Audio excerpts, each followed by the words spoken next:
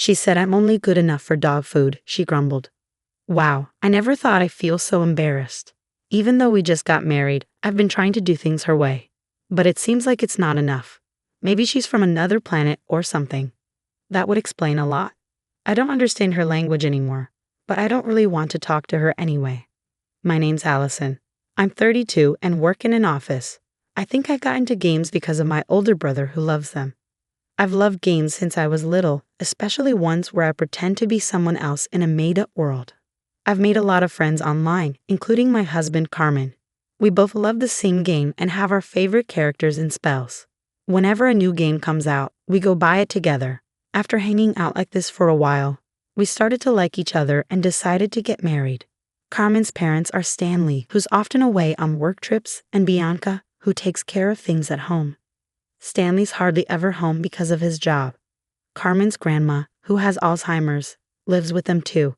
She's been having a hard time remembering things, especially since Grandpa started traveling. It was a big surprise for everyone. Bianca takes care of Grandma because Carmen used to live alone. So it's just Bianca and Grandma at Carmen's parents' house. I worried about having to take care of someone who wasn't even my parent someday. But Carmen's parents are still healthy, so that day seems far away. I felt pretty relaxed until I got that one phone call. One day, I had some free time, so I finished up my chores and started playing my favorite game. Then, I heard a strange sound in my room. What's that noise? Oh, it's my phone ringing. I don't usually get calls, so I forgot what my ringtone sounded like. When I saw it was Bianca calling, I felt a bit nervous. It was the first time she had ever called me, and I wondered if something was wrong. So I answered quickly, saying, "Hello. You took your time. It's common courtesy for a responsible adult to answer promptly when someone calls." Her sudden sarcasm made me want to hang up, but I stayed on the line. "Sorry, I'll try to be quicker next time. What can I help you with?" As if you have time off on your days off, right? Playing with those silly games? You should be doing your duties as Carmen's wife. After Bianca abruptly hung up, she told me to visit Carmen's parents' house on my next day off. I felt bewildered for a while. Why did I have to deal with sarcasm from a rare phone call? I thought about ignoring it, but she's Carmen's mother, so I figured I should just hear her out. That's how I decided to approach it. Later that night, I told Carmen about the call. "I'm really sorry. It might be a hassle, so you don't have to come with me." It was reassuring to hear him say that, even though it was frustrating. Sometimes I just need a place to unwind after work. "Hello." "Oh, Allison, is something on your mind?" Susan from the pottery school greeted me warmly. I went there feeling lighthearted, but now I'm fully engaged in conversation. Susan is around the same age as my grandma, but still vibrant and ready to listen to my problems. She's like a mother figure to everyone. Pottery is fun, but I mostly come here to chat with Susan. "Listen to this, Susan," I began, venting to my friend. I got a rare call from Bianca, and it was just one sarcastic comment after another. "You must have plenty of free time," she said, "or do your duty as a wife." I never expected to hear such outdated remarks. Susan always listens to my complaints without judgment. Just ignore Bianca's nonsense. There are still plenty of old-fashioned people out there. People who talk like that often have double standards. My son's wife deals with the same thing. While I may not have lucked out with Bianca, I'm surrounded by kind people like Susan. It naturally encourages me to keep pushing forward. On my next day off, I followed Bianca's instructions and went over to my in-laws' house. When I parked and approached the door, Bianca was already waiting there. "Oh great," I muttered nervously, trying to keep calm. "Good morning. You're supposed to be here 30 minutes earlier. Don't keep your superiors waiting," she scolded. I had just arrived, and already I wanted to turn around and leave. I can understand being punctual for work, but why should I be scolded for her convenience? Besides, arriving 30 minutes early can be inconvenient for the other person, which I didn't want to do. "Well, it's only 10 minutes early," I tried to explain, but she cut me off. "Don't talk back. Am I running a military camp?" I sighed, feeling defeated. I will never trust this person again, no matter what. And I won't ever agree to take care of her when she's old, even if she offers me a lot of money. No way. "Fine then, you're late for our appointment. Anyway, I'm leaving now," Bianca said, ready to walk away. "But wait," I stopped her. "You call me here without any explanation, and I have no idea what's going on. Well, I'm going out until tonight, so you'll have to come here on your days off from now on, do the housework, and take care of the person in the back room, Bianca said before driving off. I've never met someone so difficult to communicate with. She seemed nice when I met her with Stanley and Carmen, but that wasn't the case at all. I thought about just going home without doing anything to avoid getting yelled at again. But more than that, I hadn't met my grandmother-in-law yet. Bianca had mentioned her, but since she didn't understand, she decided I didn't need to come to the family wedding. By the way, we only had a simple meal and didn't have a wedding ceremony. Carmen and I were supposed to visit her together later, but our days off never lined up, and embarrassingly, we never made it. As I opened the entrance door, a shocking sight greeted me. It was a mess. It wasn't quite a garbage dump, but it looked like it wouldn't take long to become one. The room was cluttered with stuff, and there was a pile of laundry, clean or dirty, scattered on the floor. The kitchen sink was overflowing with dishes. Dust was gathering in the corners, and it was visibly disgusting. The last time I was here, the place was clean and tidy. What on earth happened? This is awful. As I pondered, I heard noises coming from the back room. Ah, it must be my grandmother-in-law, I thought, deciding to go and greet her. Excuse me. Since the day Bianca called me, I've been going to my in-laws' house as instructed.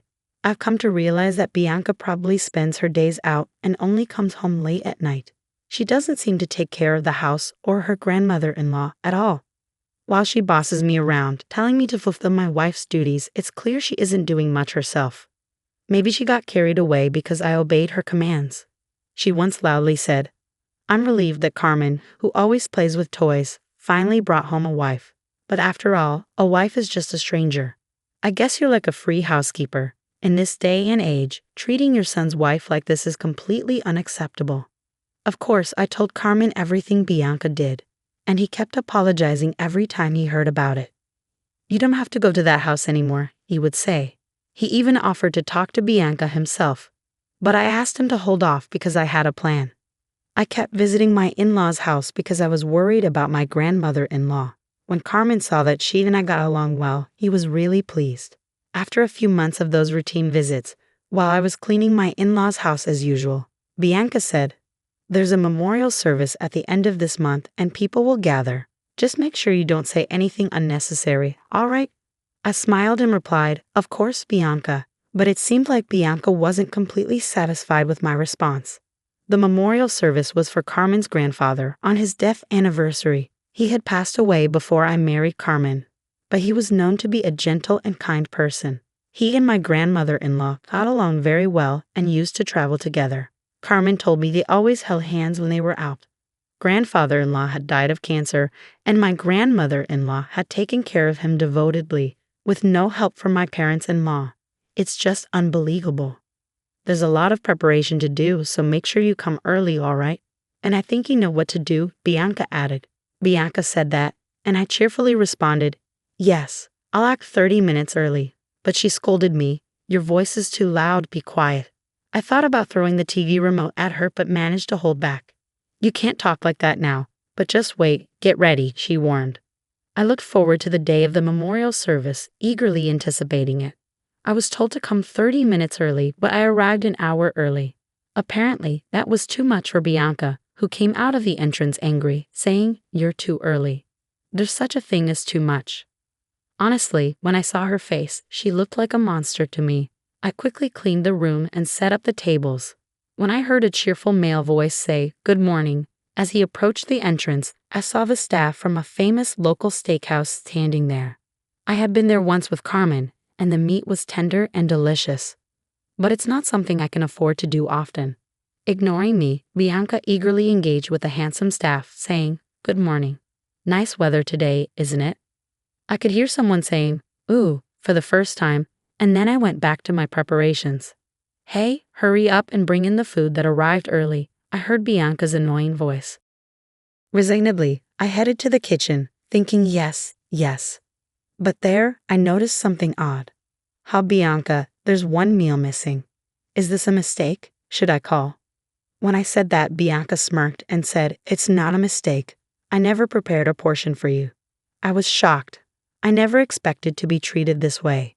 Everyone's gathered today, and you, my son's wife, won't even have time to eat. How rude, she said. It felt like she was praising me, but I felt angry. Even though I didn't argue back, she seemed pleased and said, "You're just like a maid. Come on, say bow." Then she brought out leftover dog food from when they used to have a dog at my in-laws' house. I couldn't help but laugh at her humiliating gesture. I couldn't understand this woman at all. I thought maybe she was from another planet or something.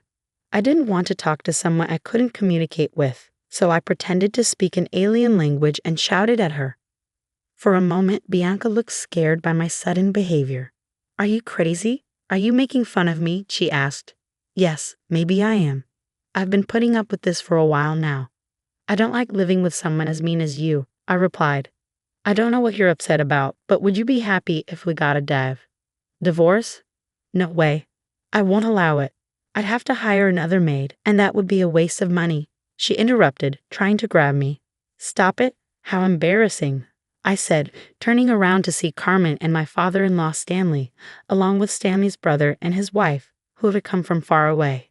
Bianca didn't notice them because we were arguing, but it was time for Carmen and the others to arrive. I'm not sure how long they had been watching, but Bianca suddenly became quiet, maybe because Stanley stepped in or because she was shocked. Then the priest came to the house. The memorial service ended simply, and it was time to eat. But my grandmother-in-law stayed in her room, saying she wasn't feeling well. "I haven't had steak in a while, but it's really good here," Stanley said as I busied myself bringing drinks and such. "Allison, come and eat too. You don't need to do all this," my aunt-in-law said kindly. "Thank you, but it looks like there's no steak left for me." I pretended to be sad. When Cindy asked why, I said, "I can't really say. Please ask Bianca." Cindy glared at Bianca, who seemed scared by her look, and started saying something strange. "Oh, I ordered the wrong number of steaks." I offered my portion to Allison, but she said she didn't want it. I'm so lucky to have such a nice woman in the family. Bianca was sweating a lot, and her eyes were darting around. Cindy looked at me worriedly. Yes, that's right. Behind Cindy, I could see Bianca's face completely at ease. That face was so funny, I struggled not to laugh. Bianca is always so nice. She tells me when I'm not polite. Today, instead of steak, she prepared this for me. I said and brought out the dog food Bianca had given me from the kitchen. Bianca looked scared at my unexpected move. What's happening? What did you do to my wife? Carmen asked, but Bianca stayed silent. Stanley spoke up. Well, you know, when in Rome, do as the Romans do, right? Allison is part of the family now. Stanley started joking, and Carmen looked like he might grab him. Wanting to avoid any trouble, I decided to call my secret weapon Susan. Everyone was surprised by my loud call. Then from the back room, a cheerful voice answered, yes. Out came Susan, the grandmother-in-law. It turns out she's the Susan from pottery school. The day Bianca first invited me over, we were both shocked to see each other, never imagining that Susan would be the grandmother-in-law. We finished the chores at my in-laws' house together, laughing. The in-laws' house is a two-family house, and Susan's part was very neat. It was clear she wasn't sick, but Bianca never suspected. Since Bianca came home late at night, Susan and I went out to eat and for walks. I cherished the time I spent with Susan, which is why I was happy to visit my in-laws' home. Susan had asked me not to tell the family about our relationship. I was upset by Bianca's unfair words, but I knew it wouldn't last forever, so I endured it. Susan chose not to attend the memorial service because she didn't want to see the family's faces. She always prayed for my grandfather-in-law's happiness after his passing. Huh? Mom, don't you have Alzheimer's? Stanley asked, confused. That's just something this woman misunderstood, Bianca said, shrinking away under everyone's glares. What bothered me most was being excluded from the grandchildren's celebrations, Susan said, smiling at me. Bianca, not finding this funny, suddenly apologized. I'm sorry, Allison. You've always been distant to me. I was frustrated, and that's why I played that prank today. I truly regret it, but if you had been kinder from the start, maybe I wouldn't have. I never wanted to go along with this act. Bianca, all the kind words you've said to me before, I thought they meant something. That's why I recorded them, I said, pulling out a hidden voice recorder. As we played it back, Bianca's face turned pale, and the others grew serious. Susan and I had planned to reveal everything on this day, regardless of the steak incident. After listening, Cindy started laughing. You talk about social manners, but you've never worked a day in your life. It seemed Bianca had never worked and had lived a life of leisure after the children grew up. Bianca started going out more, leading to constant arguments with Stanley. Stanley himself was apparently a habitual cheater who came home late every night. He would show up at school events for appearances, but otherwise had a fake relationship, according to what Carmen had told me. Carmen couldn't stand it either and left home as soon as he finished high school. That's why pack your bags and leave right now. This is the home my late husband and I cherished. I'll never let you come back. And you too, Stanley, Susan said, glaring at him. You've got another woman out there, don't you? Do whatever you want, worthless son. I'm cutting ties with you. Stanley left hastily, maybe feeling too exposed. And Carmen, I know you're busy with work, but visit once in a while. I understand if you don't want to, with such foolish parents, Susan told Carmen, looking a little sad. Then we left the house. As Carmen and I walked away, Bianca, looking furious, chased after me. Wait, clear up this misunderstanding. If I get kicked out, I'll be in trouble. I thought if that were the case, she shouldn't have mistreated me in the first place, but her words came too late. I don't get it. Why don't you work? You seem to know how to be a decent member of society, I said sarcastically as I got into the car. She was yelling something outside, but I ignored her.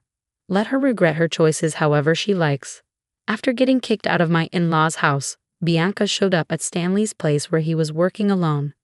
But as Susan predicted, Stanley was already living with his mistress, and Bianca was quickly left out. It turned out Bianca had been cheating too, with a married man. She got sued by his wife for damages. Since both our former in-laws had cheated, the damages kind of balanced out, but Bianca still had to pay.